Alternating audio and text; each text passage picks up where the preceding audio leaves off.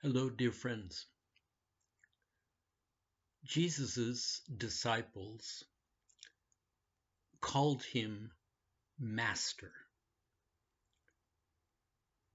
This title is it's an interesting title for us to ponder. Of course, we know that Jesus was a master healer, and we know that he was a master teacher. But this title is actually something more than that. It denotes that Jesus was a master at everything, not just specifics. He was a master at life, and he mastered what it means to be a human being. This is, in fact, the same calling that each one of us has as we move toward the new age and come out of this age of Adam. We are all destined to become masters of life, masters of what it means to be a human being. But obviously, we're not there yet.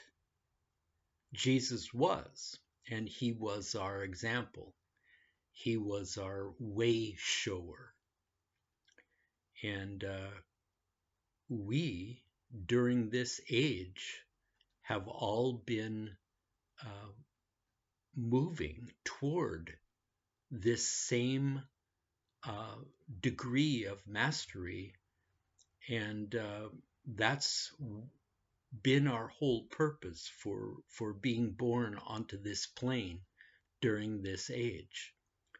We all have our karma at work in us, moving us forward through experiences of life that we can learn from, but also overcome.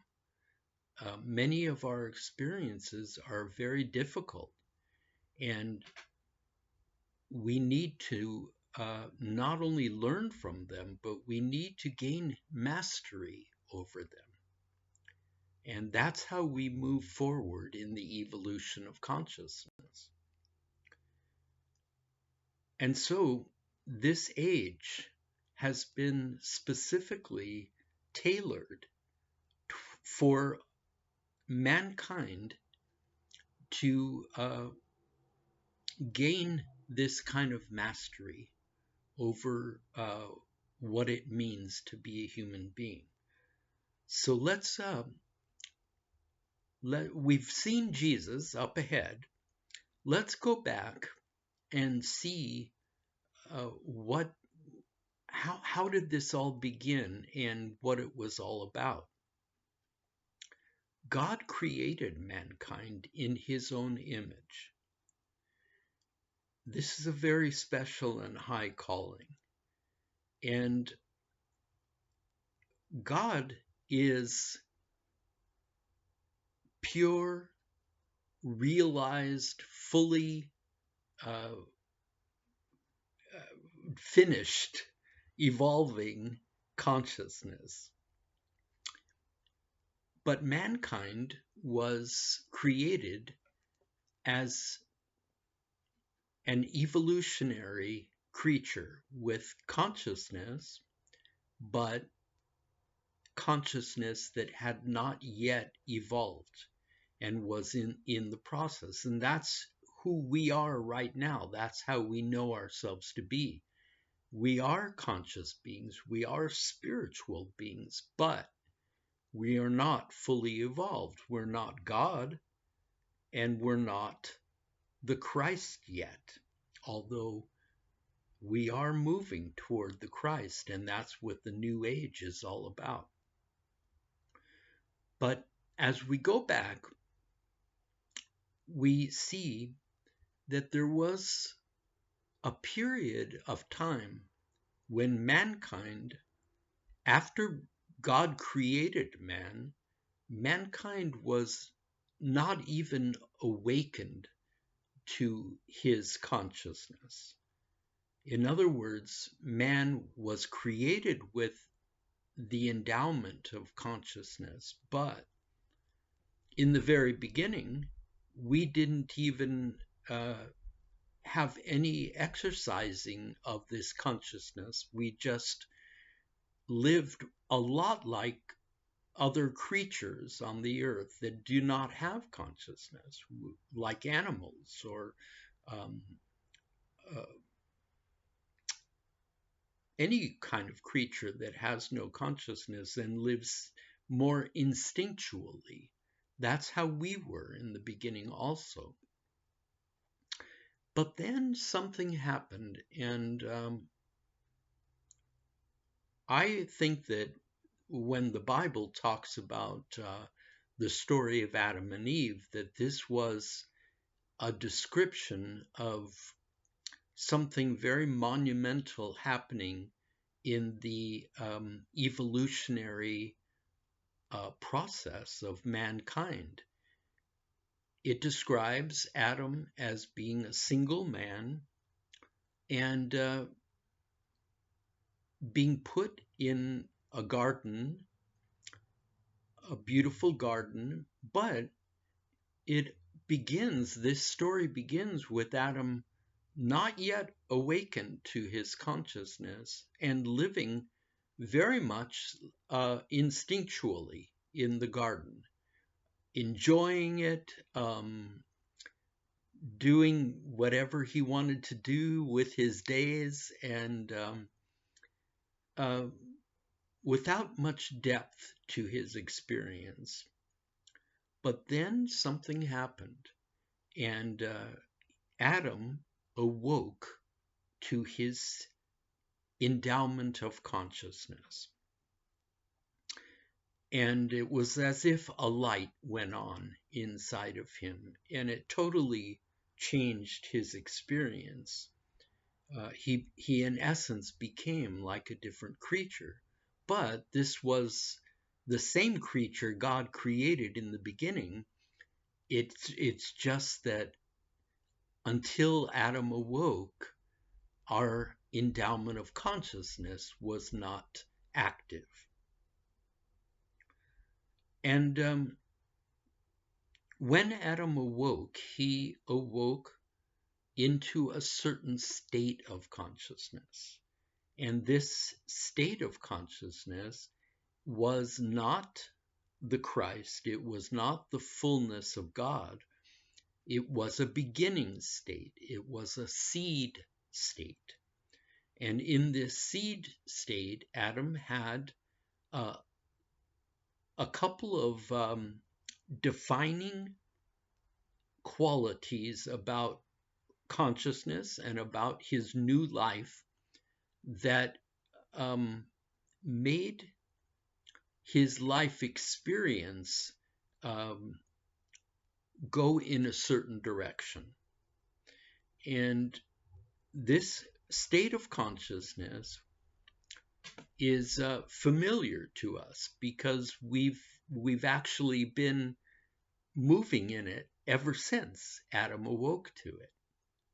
We all have been born into this state of consciousness. And one of the defining qualities is the um, perspective of dualism, of good and evil. The Bible describes it as the knowledge of good and evil, that Adam awoke to this knowledge. And another defining quality is the sense of separation from God, or just a general sense of being disconnected, being separate. In Adam's experience, as he began to explore these defining qualities, we can see ourselves. We can see how human life has been for the past 6,000 years.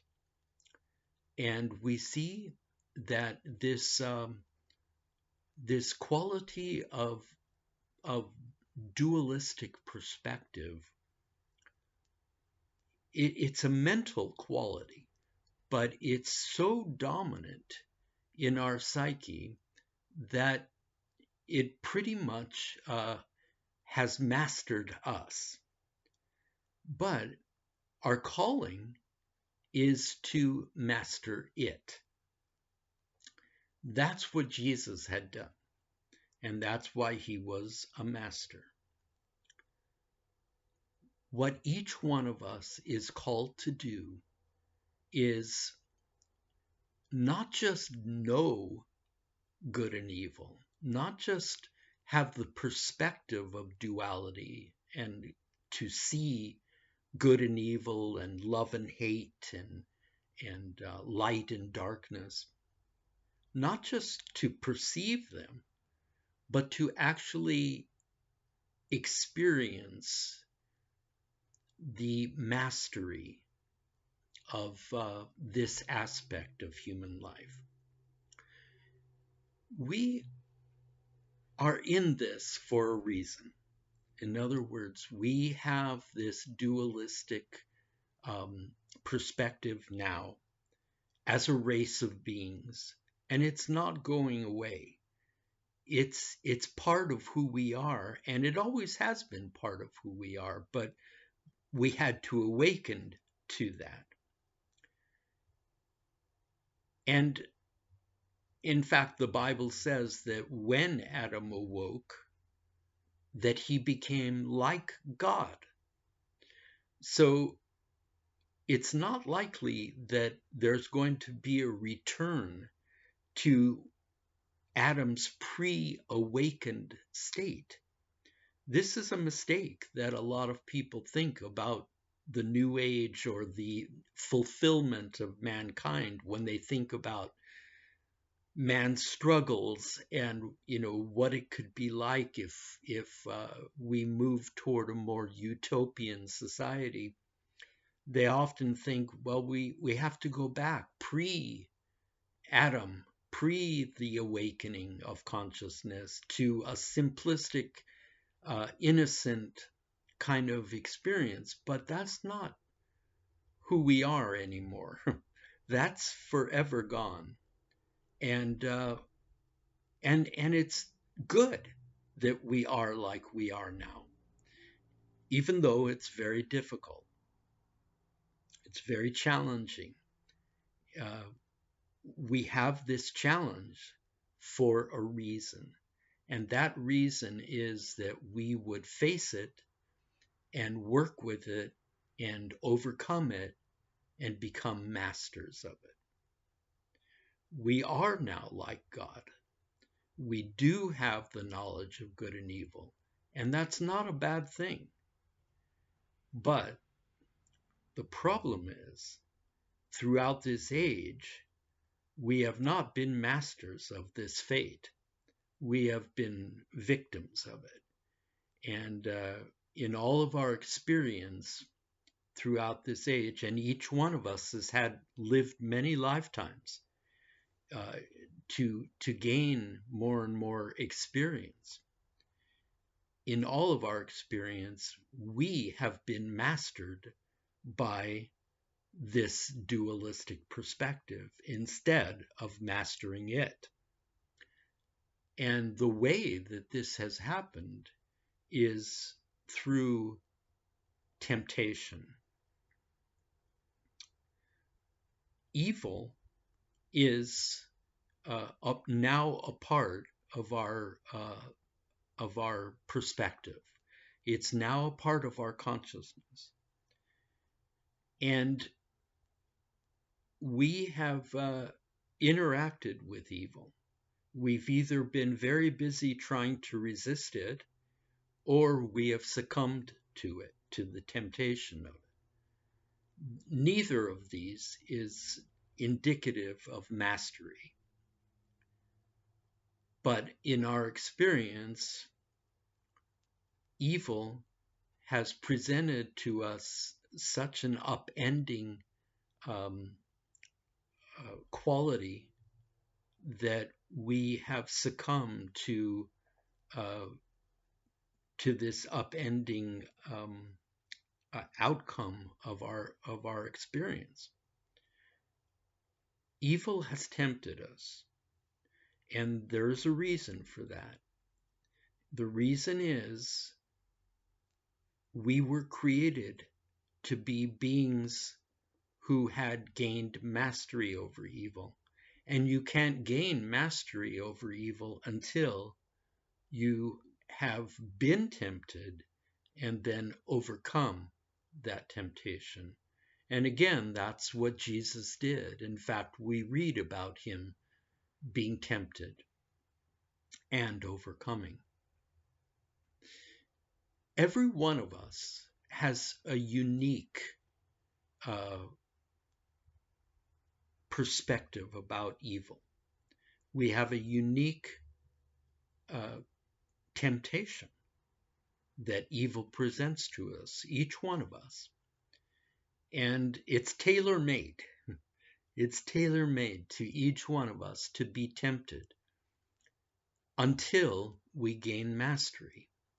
And as we go through life after life, our tailor-made temptations change. We do gain mastery as we go along, a degree of it, so that some of the temptations that tempted us many lifetimes ago no longer do. But the temptations do not cease until we've overcome the very last temptation, the last temptation of the Christ. And this is different for each one of us. And we may not know exactly where we stand in that schematic of things. But the work before us is still, nonetheless, to interact with this dualistic perspective and to face evil and to overcome, to gain mastery over whatever temptation is presented before us. This is how we make progress. And this is not the only thing that we are working to gain mastery over. It's the most prominent. But there is also the sense of separation. Both of these qualities are indicative of our Adamic state of consciousness, this seed state. Both of them have to be mastered in order for us to move toward the Christ and into the Christ. Evil is the most prominent and the most difficult for us to overcome and gain mastery over. But there is also the sense of separation. So let's look at that for a moment. Adam immediately clicked into a kind of instinctual sense of separation when he awoke into this state of consciousness. But what exactly how did this work? The sense that Adam had was actually very complex, but it happened instinctually without much thought. There was as if there was a progression that went on in his mind. The first part of the progression was the knowledge of good and evil, in which he saw evil, he saw the temptation of evil, and he didn't even have to fail the test at that point. He knew that evil was stronger than him, and he knew it in his thoughts. He knew that the temptation of evil was far from being mastered, and that this knowledge about evil's power over him, this knowledge made him feel ashamed. It made him feel something he had never felt before. It made him feel bad about himself. It made him feel unworthy. And in the Bible, it tells us that Adam had fellowship with God routinely, that he would walk in the cool of the afternoon and in the shade of the trees with God and speak to God and have fellowship. But as soon as Adam awoke to the knowledge of good and evil, and he saw evil's power, and he realized that he was nowhere near gaining mastery over evil, he became ashamed, and he felt unworthy, and his instinct told him that he was not worthy of having fellowship with God anymore, because God is a being of pure light and a being of pure goodness and perfection in his consciousness. And Adam thought, I have to do something to not offend and to not uh, act as if worthiness didn't matter. And so what he did was he hid from God. And his instinct told him that he was not worthy, and therefore it was better if he remained separate from God. So the sense of separation is tied in to the perspective of good and evil. It's a direct outflow of our realization that we haven't mastered evil yet.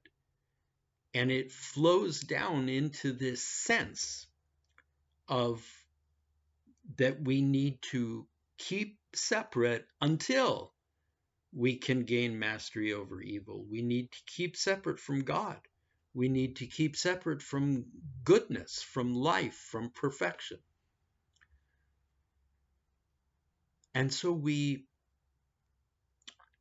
have this inbred sense of separation.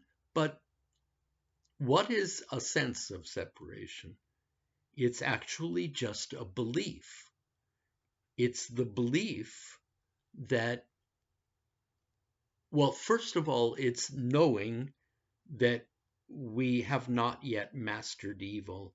And then it's the belief that that lack of mastery makes us unworthy. That's what the sense of separation is all about. And but it's still just a belief. It's a very strong belief for us. It's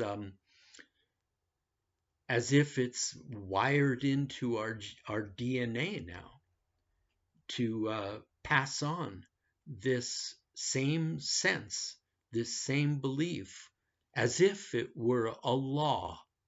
But it's not a law. It's a belief.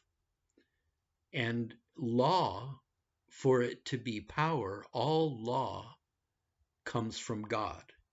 And this sense of separation did not come from God. It came from man. It came from us, from our own state of consciousness. And I've already shown the progression of how we came into this. But there is a mastery that we have to gain over this. It's different than the mastery over evil. The mastery over evil involves facing evil and saying no. It involves sometimes embracing evil and falling, falling into the pit of sin and of degradation before we can pick ourselves up again and say no, no to that temptation. That's how the mastery of evil unfolds. And like I said, each one of us has our own evil temptations, and they keep coming at us. And we have to continue to do this. It's not just a one-time thing where we can overcome one temptation. There are many deep layers of temptation that come toward us and tempt us. And we have to overcome each one. That's how mastery over temptation works. But mastery over the sense of separation works differently. This mastery happens as we move along from lifetime to lifetime and grow in our spiritual knowledge of the truth. This is very important to realize because truth is what makes consciousness evolve. The knowledge of truth, the knowledge of being presented with the truth and seeing the truth. And so this earthly plane is actually full of truth.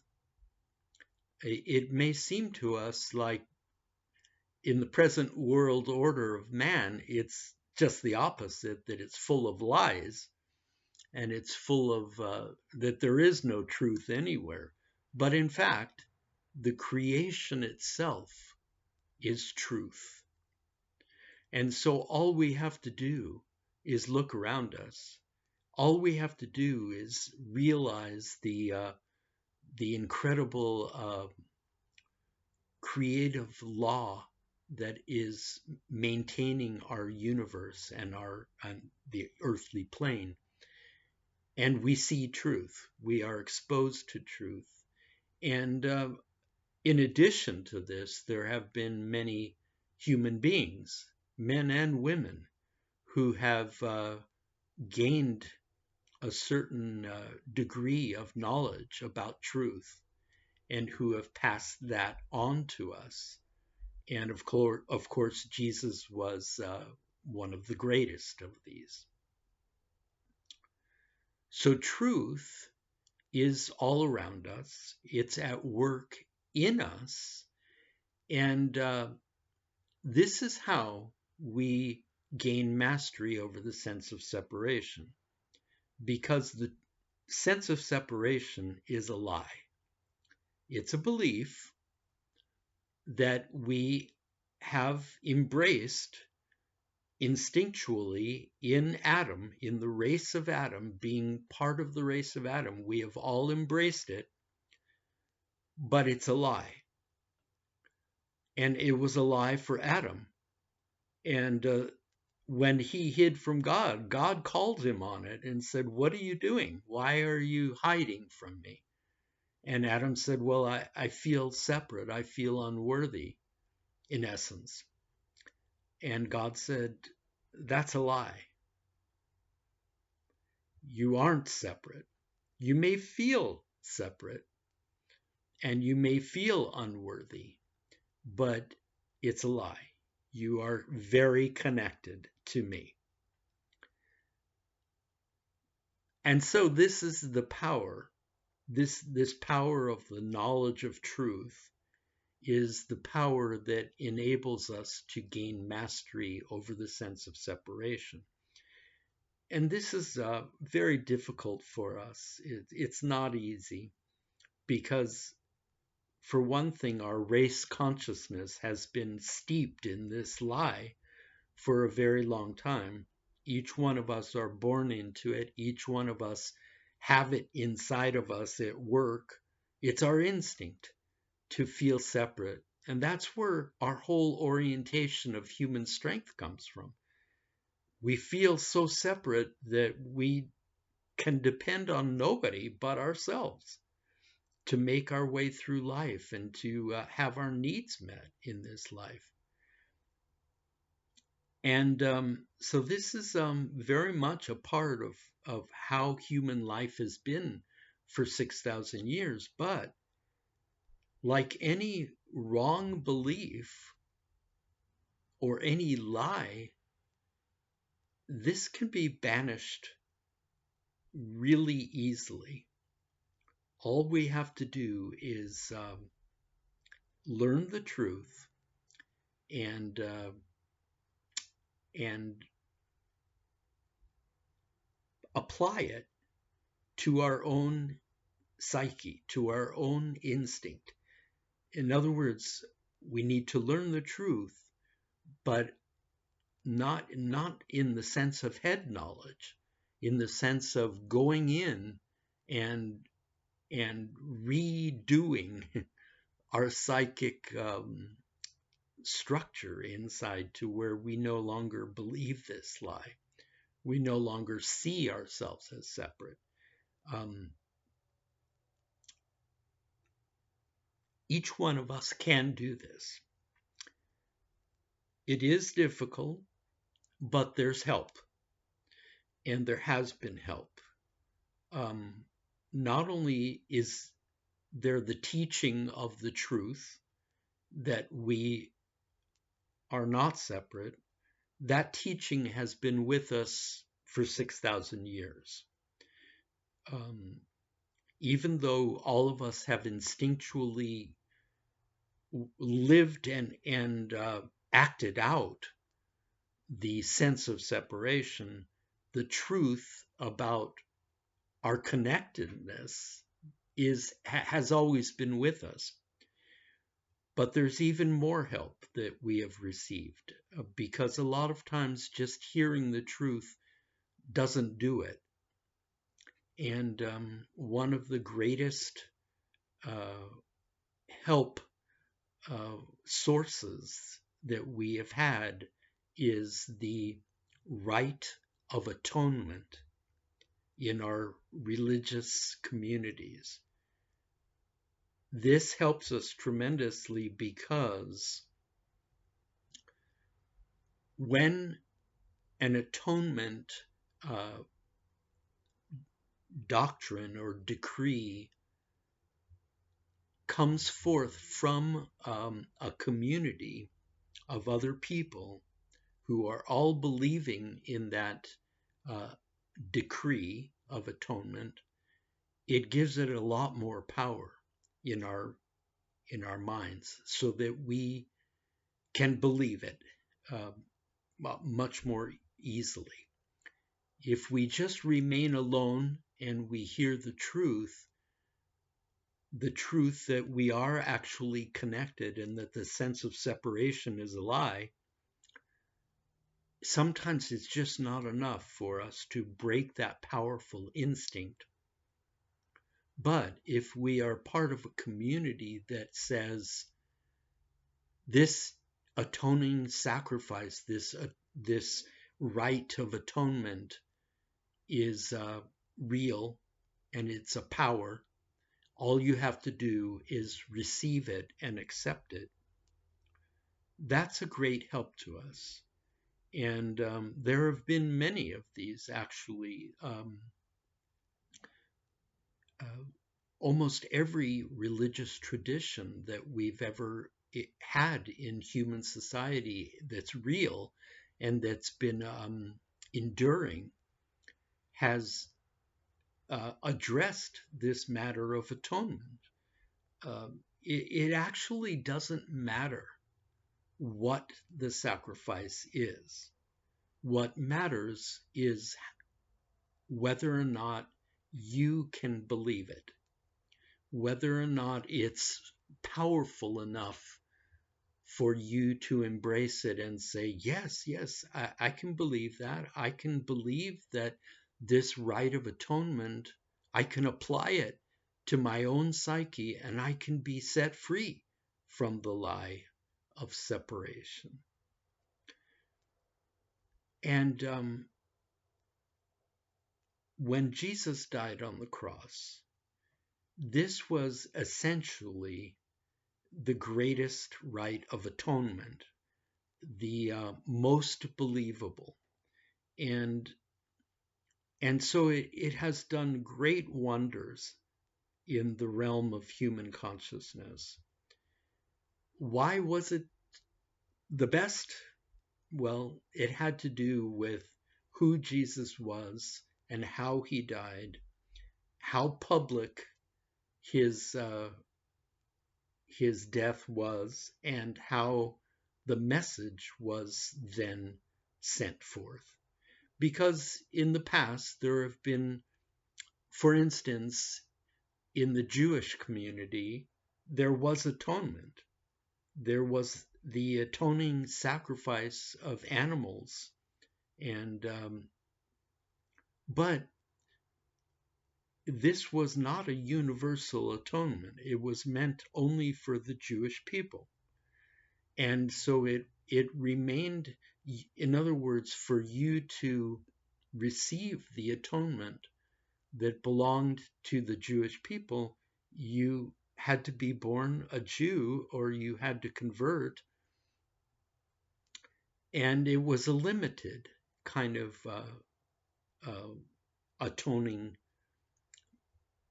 doctrine. But with Jesus, the atoning sacrifice of his cross and resurrection was universal, and it has been put forth ever since as an atoning sacrifice that is perfect for us, for all mankind. Doesn't matter, Jew, Gentile, man, woman, uh, any race, any language, throughout the universe. This atoning sacrifice of Jesus can be received and it can be believed upon by any human being. And it's so powerful for us that many people who couldn't make any headway in with the sense of separation prior to this have been set free through believing that Jesus's atoning sacrifice brought us back into harmony, brought us back into connectedness with God, and that from that time forward, there is no longer any sense of separation that we need to pander to. We can basically leave that instinctual uh, tendency behind us. We can overcome the sense of separation. And the longer that we move in this kind of power, in this kind of assuredness of our connectedness, the more mastery we gain over it. And this is one of the greatest spurs of the evolution of consciousness, is that the mastery over the sense of separation is it becomes something that releases us from the Adamic, from the entire Adamic framework, a state of consciousness. In essence, it's like when a plant is very young and a seedling. We have all been a seed in Adam, in our consciousness. It's been a seed state of consciousness. And this matter of being able to gain mastery over the sense of separation is like a huge growth in that seedling, that planting. And I don't know if any of you are gardeners, but When you encounter a plant, such as a tree, a young tree, and you watch it grow in strength, you watch its trunk expand in width. And I don't know if you've ever tried to dig up a tree, but it's basically impossible because as the tree becomes strong in this way, its root system goes so deep and so strong down into the earth that we don't have the tools to. We can cut it off, we can cut off a stump, but we don't have the tools to root out a really strong tree. So this is how we become, as we're still in the state of Adam, of Adamic consciousness, but once we overcome and gain mastery over the sense of separation, we become much stronger, and our seed state begins to be left behind and give way to something much stronger, a huge tree. But we're not finished yet because we still have the um, the problem of good and evil, the dualistic perspective, to gain mastery over it, not to make it go away, because good and evil is here to stay. But what's before us now, once we do gain mastery over the sense of separation, what's before us is the subtle realm of temptation that perhaps we've already conquered many of evil's faces, but there's a very deep, subtle layer of evil that we still, if we had overcome it up until this point, we wouldn't be here. We would be with Jesus in the new age. We would be preserved and ready to come forth in the new age with him. But just the fact that we were born into this world again, and it means that we're still working and we're still trying to gain mastery over this very subtle realm. And so that's what we're, those of us who have lived many lifetimes and have gained a certain degree of mastery over evil, what we're doing here is we're fine-tuning this mastery until we can, like Jesus, we can say, Satan, get behind me. It's finished. I am not tempted any longer by anything you have to offer. And when we do that, when we can do that and have it be the real thing, we will be masters. We will have gained mastery over ourselves, over our Adamic seed state, and we will be ready for the new age.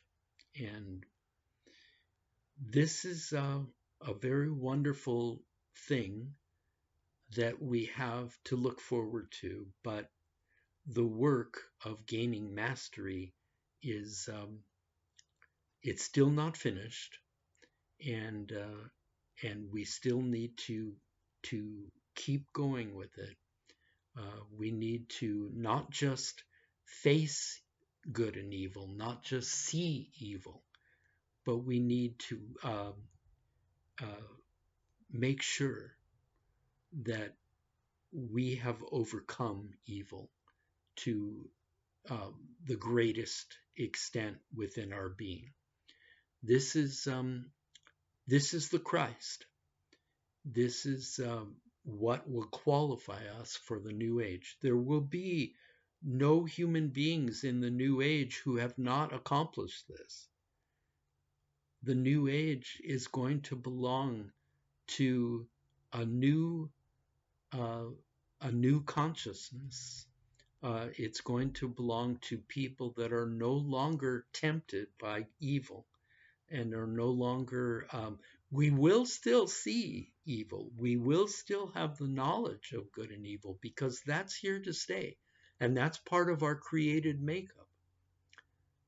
But like Jesus, we will have gained mastery over evil. And that's what the new age is going to be all about, is a population of